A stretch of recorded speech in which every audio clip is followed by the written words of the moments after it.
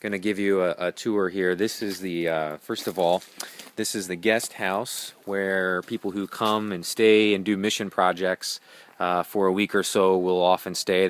Sometimes they have groups of doctors who will come down and work in the medical clinic, which is actually right over there. And they have some pretty good equipment in there. And again, doctors will come down maybe 3 or 4 times a year and work on folks. Over here is the cistern that they dug when they first arrived about 25 years ago.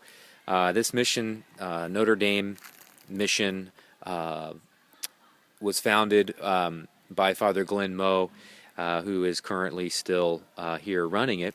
He is an SOLT priest, and this mission was originally founded by them, but it's since been taken over by Cross Catholic International.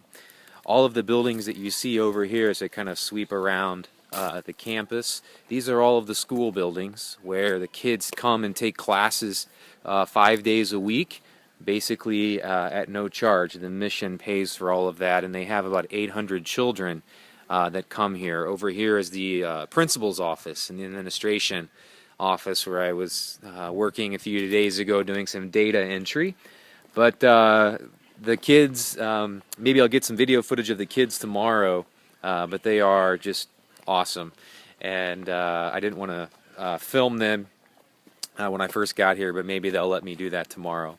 So you have all of these different classrooms. They're open air because you basically never have anything other than rain, but it's not hardly ever accompanied by any kind of driving wind or anything like that. So they just have these open air classrooms. They're obviously a little cheaper to maintain, and you can see some of the farming equipment that they use. A lot of the classes are geared around agriculture and teaching the kids some of the newer techniques about how to stretch the soil and get more produce.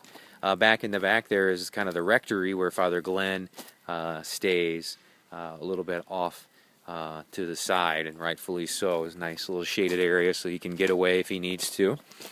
Over this way is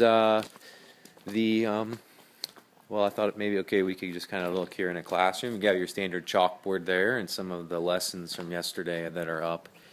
Over here, not only is it a school, this missionary site is also goes out into the community. It's a kind of, this mission area is kind of walled off for security, but they go out oftentimes. And so over here, well, right there actually is the church. That's where we have Mass every day, and we just had Mass today on Sunday, and they had about 600 or 700 or 800 people here. Most of them outside here in these other outer chairs, and it was an awesome Mass, obviously. They're planning to build a church here in the not too distant future, and getting ready to do a campaign for that back in the United States, so that'll be really neat. Here we have some of the sand, and this is used to make concrete for the houses that this missionary builds out in the community. And so this sand needs to be sorted before it can be made into that mixture for concrete. Then over here is actually the carpentry shop where I worked yesterday, and they build the gables there for the houses, and those are actually the 6 gables that I helped build. It was a lot of fun. The carpentry of the local guys who this missionary employs to build these items were obviously pretty amazing to watch them work, and I just kind of tried to not get in their way too much and help out where I could. But a neat thing that I've learned about the missionary too down here is that they employ local people. They utilize obviously the local people to help work here and then run the missionary outreach efforts. So really there's only one non-local, and that's Father Glenn, and everyone else is from around here, and they do all of the work. So the guy who runs the mission and the business manager and all the employees, the people who go out and build the homes, so not only are they doing good work, but they're employing a lot of people, and that's obviously a great thing as well. Over here we see some of the folks getting ready for getting the kitchen cleaned up. This is a big open-air kitchen where they make the school food for the kids each day, and they serve about 800 children one meal, and that's for almost all of them. That's the only meal that they get. Rice, I actually helped serve the meal when I first got here my first day, and it was 2 hours of handing out food. But the rice, we had rice and a little bit of noodles on top in their bowl, and that was actually considered a luxury because rice is pretty expensive, and so they only get rice 2 days a week. So that's pretty hard, obviously, for most of us to imagine in America.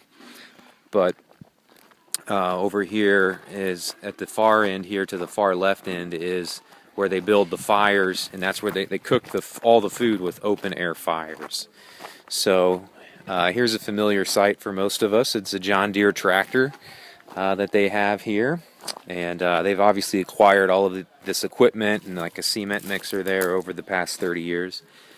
This is the guest house for any visiting priests. They have actually a chapel up there where the Blessed Sacrament is reserved and a place where you can say private masses, and that's actually where I'm staying up on the top floor. Down below is storage for the mission, and then back here you have a bunch of different animals, chickens and goats and so forth running around. These are the outhouses where anybody uses the restroom. Some of the houses and offices have running water and toilets and so forth, sewers, but they make the kids come to the outhouse just because there's so many of them, and the sewer can't handle that many students. Here are some of the chickens. There's also a lot of guineas running around. A lot of times they've seemed to conspire to all get together and try and wake me up every morning at 5 a.m. right outside my window, and they make a lot of noise. Contrary to popular belief, I always thought roosters would make their noise one time when the sun first came up. Nope, they do it for about 3 hours. And there's also, again, a lot of guineas they running around. But anyway, it's been a really cool thing to stay here. And so they obviously raise this livestock as well. There's a lot over there. There's a big garden, huge garden, where they're trying to plant and use the technology to make more stretch the ground and get more produce out of the land. So there's just a lot of amazing stuff going on here, and it's been a great opportunity to be here, and I look forward to sharing this as much as I can with people and helping spread the good news about all of the work that's going on here. So I hope you have a blessed Sunday, and look forward to getting back to the United States and seeing those of you who I'm able. Please pray for us and the missionary work here at Notre Dame Missionary in Corbinal, Haiti. God bless.